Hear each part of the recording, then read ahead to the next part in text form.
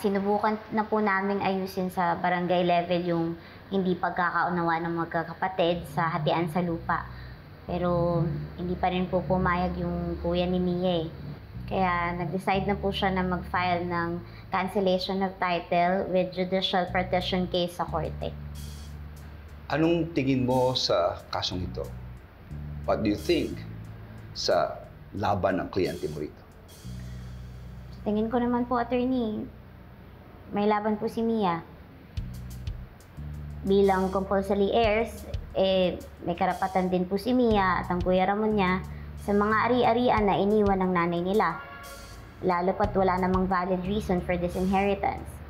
At wala rin pong katibayan na magpapakita kung paano bigla na lang nailipat sa pangalan ni Tomas yung titulo ng lupa.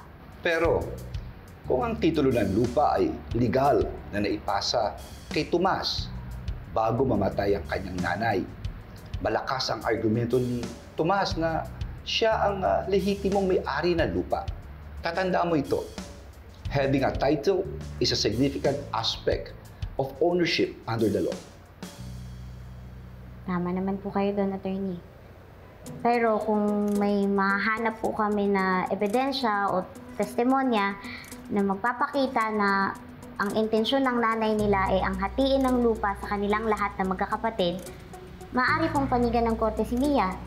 Makakatulong din po kung may makakalap kaming katibayan na magpapakita na hindi intensyon ng nanay nila na i-disinherit si Mia at ang isa pa niyang kapatid. Great job! You've done your homework, Attorney Lilet. Alam mo, napakaswerte ni Mia. Hindi ka lamang masipag at magaling na abogado. You're indeed very passionate and dedicated as well. Kaya nga, alam mo, napakaswerte ng Pao. You're an asset to the office. Maraming salamat po, Atty. Avalos.